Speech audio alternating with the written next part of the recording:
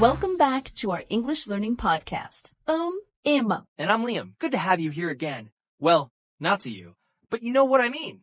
Yes, we always imagine our listeners somewhere relaxing, maybe with coffee, maybe traveling, maybe just taking a quiet moment. Or maybe pretending to work while secretly listening to us. That sounds very realistic, actually. I hope your boss is not right behind you right now.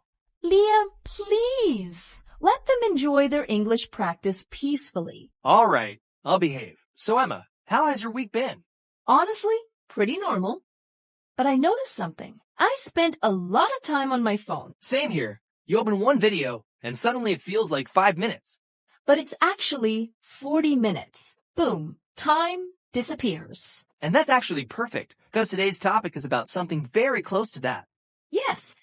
Today, we're talking about the dark side of social media. The part that people don't really talk about openly. Of course, when people think about social media, they usually think about fun, connection, and entertainment. Which is true. It can be useful and enjoyable. But behind the perfect photos and videos, there is another reality. A reality that can affect how we think, how we feel, and how we see ourselves. So, today we're going to talk about fake lifestyles, comparison, mental health, and what really happens behind the camera. And don't worry, we'll keep everything simple and clear so you can follow easily. All right, let's start with something very common, the fake lifestyle. Yes, this is everywhere. When you open social media, what do you usually see? Perfect vacations, beautiful places, luxury cars, perfect bodies, perfect relationships. Everything looks perfect, almost perfect. And that's exactly where the problem starts. Because people forget that what they are seeing is not real life. It's edited life. Social media is like a highlight reel, like watching only the best moments of someone's life. Nobody posts their bad days. Vacations, nice food, new clothes, luxury places, but they rarely show stress, loneliness, or failure. Exactly. Someone scrolling at night sees one person traveling, another person buying a new car, another living in a beautiful apartment. After a while, the brain starts believing everyone else is living an amazing life, but in reality, everyone has problems. Which then creates comparison. Yes, the comparison trap. Liam, I think comparison is one of the biggest psychological effects of social media. Absolutely. People naturally compare themselves with others. But before social media, we compared ourselves with maybe 20 people around us, friends, neighbors, classmates. Now we compare ourselves with millions of people online. Celebrities, influencers, models, entrepreneurs. People with professional cameras, perfect lighting, makeup teams, and editing tools. And sometimes even fake rented lifestyles. Yes, that happens more often than people realize. Some influencers rent luxury cars just for photos. Just to create the image of success. But the viewer at home doesn't know that. They think that person lives like that every day. And then they look at their own life and feel behind. Which can slowly damage self-confidence. Especially for young people, teenagers and students are very vulnerable to this. Because they are still discovering who they are. When they constantly see perfect bodies and perfect lifestyles online, they start questioning themselves. Why am I not like that?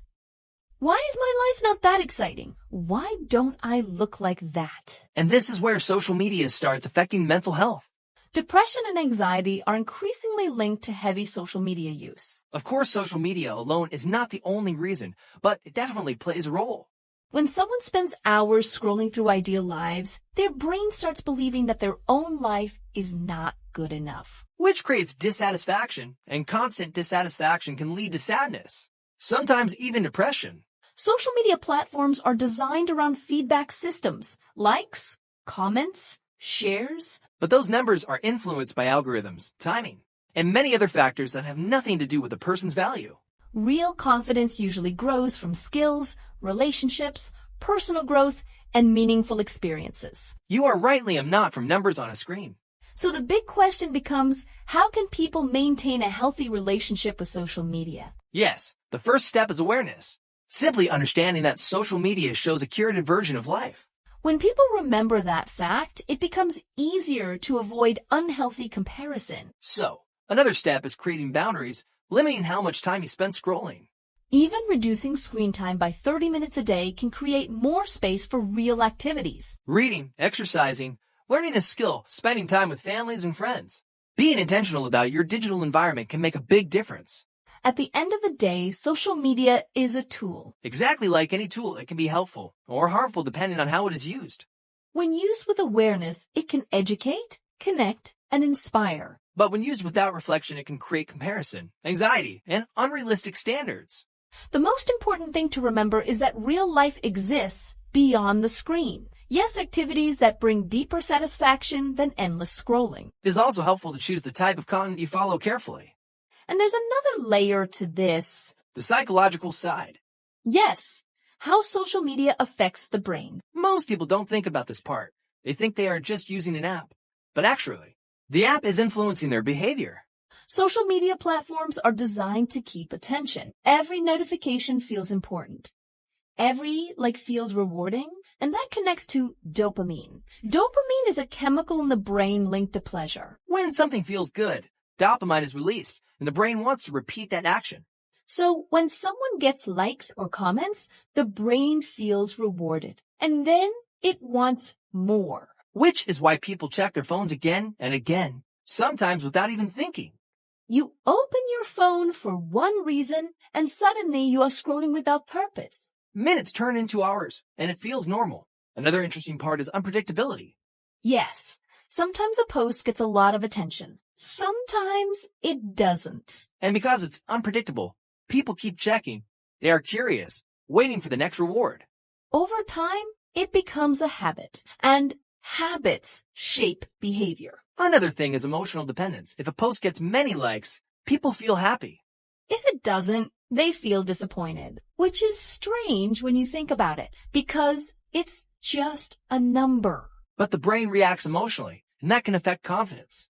Now let's talk about influencer culture. Influencers are a big part of social media today. They shape trends and lifestyles. Many people follow them and look up to them. Which can be positive sometimes, but it can also create unrealistic expectations. Because influencers show a very polished life, and people think that's normal. But behind the camera, things are different. A simple photo might take many attempts. Different poses, lighting, angles, and then editing, filters, adjustments, improvements.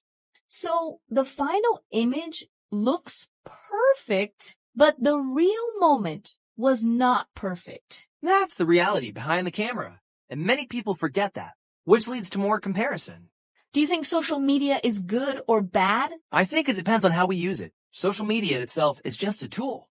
It can be helpful or harmful. If we use it to learn and connect, it's positive. But if we use it without thinking, it can affect us negatively. Balance is very important. Taking breaks can help. Even one day without social media feels different. You suddenly have more time, more focus, more real connection. Real life is happening outside the screen, not inside it. Also, choosing who you follow matters. Follow people who inspire you. Not people who make you feel insecure. Social media should add value, not pressure. So if we look at everything we discussed today, social media often shows a fake lifestyle. Which leads to comparison. Influencer culture creates unrealistic expectations. But understanding all this helps us stay aware, because real life is not perfect. Real life has ups and downs, good days and bad days. And that's what makes it real. Before we finish, we want to ask you something. How many hours do you spend on social media every day? And how does it make you feel? Let us know in the comments. We really want to hear your thoughts. And if this helped you practice English, share it with someone. Thanks for being here. Take care and remember, your real life matters more than anything online. See you in the next episode.